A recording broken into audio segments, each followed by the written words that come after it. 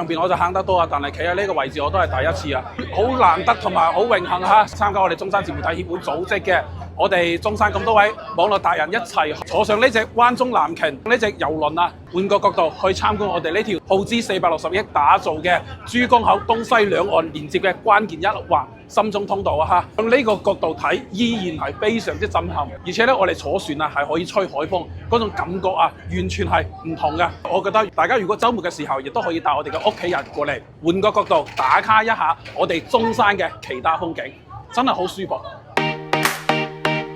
華女 ，hello， 沒關係的，兩件預算嘅我，如果你要影啊嘛，一齊。喂，成個廣東都識你喎，你喺度運船浪啊！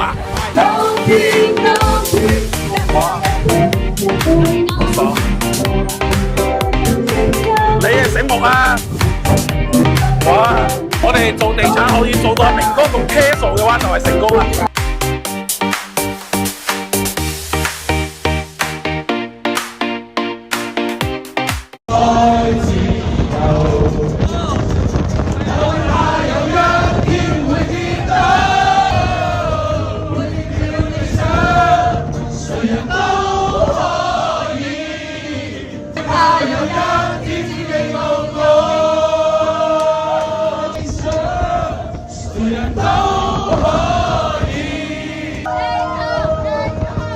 難得有咁樣放鬆嘅機會，雖然而家係36度嘅高溫。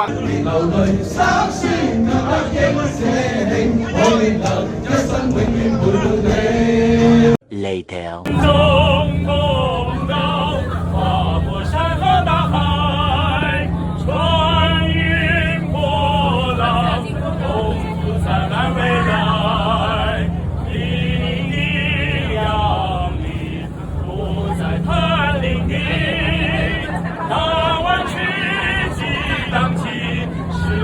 巨浪雄风，那湾曲激荡起，驶来了巨浪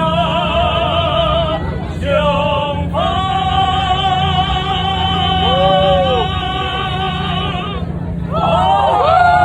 可能現場嘅氣氛真係太熱烈啦，企喺度曬到黑晒，我都冇咩感覺。對於深中通道呢個位置呢，我自己就真係非常之熟悉，可能係我職業嘅原因啦嚇。因為我喺呢度呢，有好多深圳、香港嘅客戶呢揾我買咗我哋深中通道中山橋頭堡馬鞍島呢個位置，馬鞍島呢個位置我係非常之通透熟悉了解嘅。